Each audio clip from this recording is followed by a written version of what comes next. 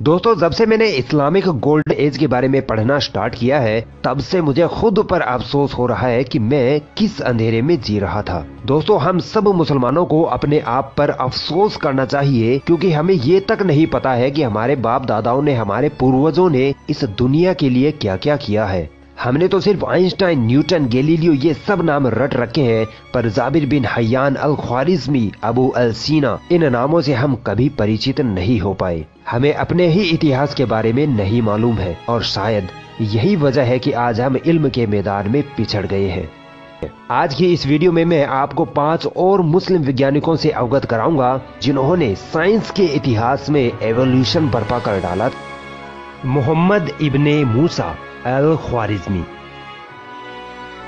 इस महान मुस्लिम वैज्ञानिक के बारे में जितना बोला जाए, जितना लिखा जाए, उतना कम है, क्योंकि यही वो वैज्ञानिक है जिसकी वजह से आज हम गणित के मुश्किल से मुश्किल सवाल को हल कर पाते हैं। आपने स्कूल में गणित के इस तरह के सवालों को तो जरूर पढ़ा होगा। इस तरह के सवालों के टॉपिक को अलजेब्रा कहा जाता है, और इसकी खोज अल ख्वारिज़मी ने की थी। अल ख्वारिज़मी को फादर ऑफ अलजेब्रा कहा जाता है। गणित विषय पर इन्होंने एक किताब लिखी, किताब अल जबर वल मुकाबला। इस किताब का जब लैटिन, ग्रीक और अंग्रेजी भाषा में अनुवाद किया गया, तब इस किताब के अल जबर शब्द को बदलकर अलजेब्रा कर दिया गया, और इस तरह आज हम गणित के इस विषय को अलजेब्रा के नाम से जानते हैं, जो कि अल ख्वारिज़मी की देन है। 16वीं शताब्दी तक अरब और यूरोप की अधिकतर यूनिवर्सिटियों में गणित विषय पर यही किताब पढ़ाई जाती थी। दोस्तों, अगर मैं ये कहूँ कि बिना अल ख्वारिज़मी के आज कंप्यूटर की खोज ना होती, तो शायद मैं गलत नहीं होऊंगा, क्योंकि कोई भी कंप्यूटर बिना एल्गोरिदम के नहीं चल सकता, और इसी एल्गोरिदम सिस्टम की खोज अल ख्वारिज़मी ने 1000 साल पहले ही कर ली थी। लैटिन भाषा में अल ख्वारिज़मी को एल्गोरिदमी कहा गया, और इसी से बना एल्गोरिथम। अल ख्वारिज़मी ने एस्ट्रोनॉमिकल टेबल्स पर खूब काम किया। मैथमेटिक्स के साथ साथ ये एस्ट्रोनॉमी और जियोग्राफी में भी काफी माहिर थे। अबू अल कासिम अल ज़हरावी।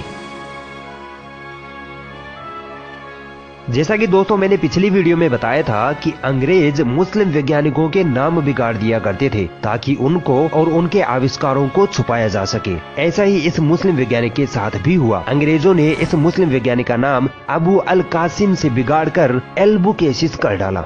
स्पेन में पैदा हुए इस मुस्लिम साइंटिस्ट ने चिकित्सा के क्षेत्र में एक इनकलाब बर्पा कर डाला था। ये वो वैज्ञानिक थे जिन्होंने दुनिया में सबसे पहले सर्जरी करने का तरीका इजाद किया। इनको फादर ऑफ मॉडर्न सर्जरी कहा जाता है। अगर ये मुस्लिम वैज्ञानिक ना होते, तो आज बड़े बड़े डॉक्टर किसी मरीज की सर्जरी या ऑपरेशन करने में असमर्थ होते। इन्होंने मरीज की सर्जरी के लिए ऐसे ऐसे टूल या औजार बनाए जो आज भी हमारे हॉस्पिटल्स में ऑपरेशन के दौरान इस्तेमाल किए जाते हैं। इन्होंने चिकित्सा के क्षेत्र में एक किताब लिखी, किताब अल तसरीफ। इस किताब में कई बीमारियों के इलाज तथा बड़े बड़े ऑपरेशन के तरीके बताए गए थे। इस किताब ने यूरोप में मेडिकल एवोल्यूशन ला दिया था। 16वीं शताब्दी तक यूरोप की हर यूनिवर्सिटी में यह किताब पढ़ाई जाती थी। ये पहले वैज्ञानिक थे जिन्होंने हीमोफीलिया की आनुवंशिकता का पता लगाया।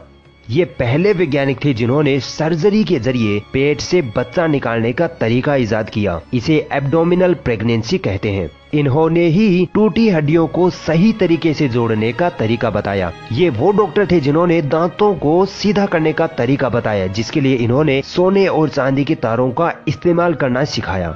अल ज़हरावी एक physician, surgeon, dentist, chemist, philosopher आदि थे। मगर अफसोस, दुनिया के इस सबसे बड़े डॉक्टर को आज मुस्लिम उम्मा भुला चुकी है।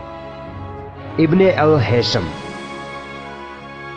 ये वो वैज्ञानिक थे जिनको वैज्ञानिकों का वैज्ञानिक कहा जाए तो गलत ना होगा। इनको ऑप्टिक्स का जनक कहा जाता है। ऑप्टिक्स यानी प्रकाशिकी। यह भौतिक विज्ञान की एक महत्वपूर्ण शाखा होती है जिसमें प्रकाश के बारे में अध्ययन किया जाता है। दोस्तों अल हैशम से पहले के वैज्ञानिकों का ये दावा था कि जब आंखों से रोशनी निकलती है और किसी वस्तु पर पड़ती है तब हमें वो वस्तु दिखाई देती है, मगर अल हैशम ने इस दावे को खारिज किया और बताया कि आंखों से रोशनी नहीं निकलती, बल्कि रोशनी देने वाली किसी चीज जैसे सूरज या लैंप से जब रोशनी निकलती है तो वो रोशनी किसी वस्तु से टकराकर हमारी आंखों पर पड़ती है, तब हमें वो वस्तु दिखाई देती है। दोस्तों आज की मॉडर्न साइंस भी अल हैशम के इस दावे को सही साबित करती है।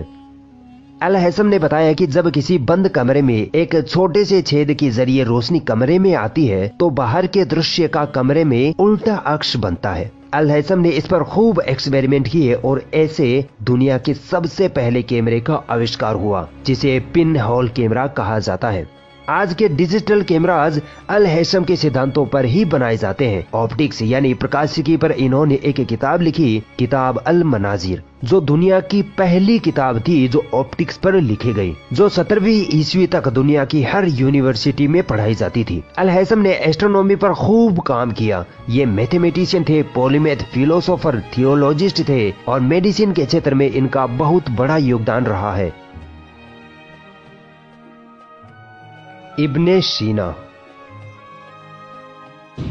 ये एक ऐसे वैज्ञानिक थे जिनको हर फील्ड का नॉलेज था, यानी ये पॉलीमैथ थे। इनको philosophy, astronomy, chemistry, physics, geography, geology, psychology, theology, logic और मैथमेटिक्स का इस तरह इल्म था कि इस इल्म में इनका कोई सानी न था। मगर इन सब से ज्यादा हटकर इनको चिकित्सा के क्षेत्र में महारत हासिल थी, और इतनी महारत हासिल थी कि चिकित्सा के क्षेत्र में इन्होंने 40 से ज्यादा किताबें लिख डाली, जिनमें से अधिकतर किताबें बीमारियों के इलाज व दवाइयों पर थी। चिकित्सा के क्षेत्र में लिखी किताबों में से 2 किताबें, द बुक ऑफ हीलिंग और द कानून ऑफ मेडिसिन, ये 2 किताबें इतनी ज्यादा मशहूर हुई कि यूरोपीय वैज्ञानिकों ने इनको एनसाइक्लोपीडिया ऑफ मेडिकल का दर्जा दे डाला, और 16वीं-17वीं शताब्दी तक ये यूरोप की हर यूनिवर्सिटी में पढ़ाई जाती थी। इब्ने सीना को फादर ऑफ मॉडर्न मेडिसिन का दर्जा हासिल है।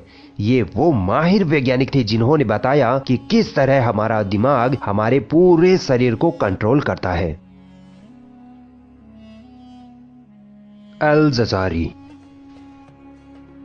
पूरी दुनिया ये मानती है कि मशीनों ने हमारे जीवन को बहुत आसान बना दिया है, खासकर वाहनों ने। वाहनों और बहुत सारी मशीनों के इंजन में 2 चीजें सबसे खास होती हैं, कैमशाफ्ट और क्रैंकशाफ्ट। इन दोनों के बिना कोई इंजन चल ही नहीं सकता है। अब हैरान कर देने वाली बात यह है कि इन दोनों उपकरणों का आविष्कार एक मुस्लिम वैज्ञानिक अल जजारी ने किया था। अल जजारी की वजह से ही आज हम गाड़ी, मोटर, हवाई जहाज आदि को देख पा रहे हैं और उनसे सफर कर पा रहे हैं। अल जजारी को फादर ऑफ रोबोटिक्स या ऑटोमेटा कहा जाता है, क्योंकि ये वो पहले वैज्ञानिक थे जिन्होंने ऑटोमेटिक मशीनों का आविष्कार किया था, जैसे घड़ियों का आविष्कार, जिनमें elephant clock, candle clock, water clock शामिल है। आज हम छत पर पानी पहुंचाने के लिए जिस वाटर पंप मशीन का इस्तेमाल करते हैं वो इन्हीं के आविष्कार का नतीजा है। इन्होंने एक फीमेल रोबोट भी बनाया था जो लोगों को पानी और चाय सर्व किया करता था। इन्होंने एक ऑटोमेटिक हैंड वॉशिंग मशीन भी बनाई जो आज मॉडर्न फ्लश टॉयलेट में यूज की जाती है। दोस्तों आप सोच भी नहीं सकते कि ये कितने बड़े वैज्ञानिक थे। इनको इस्लामिक गोल्डन एज का पहला इंजीनियर कहा जाता है। ये polymath, scholar, inventor, mechanical engineer, artist और मैथमेटिशियन थे। इन्होंने एक किताब लिखी जिसका नाम है the book of knowledge of Angénieux mechanical devices. इस किताब में अल जजारी ने 100 से ज्यादा मशीनों के आविष्कार के बारे में लिखा है। दोस्तों मैं आप सभी से रिक्वेस्ट करूंगा, खासकर मुसलमानों से, कि आप अभी इस वीडियो को देखने के बाद गूगल पर जाइए और लिखिए इस्लामिक गोल्डन एज, और इसे आप जितना पढ़ सकते हैं, इसके बारे में जितना जान सकते हैं उतना जानिए। कम से कम यार अपने इतिहास के बारे में तो पढ़िए। इंशाअल्लाह इससे आपको बहुत फायदा होगा और आपके इल्म में बहुत ज्यादा इजाफा होगा।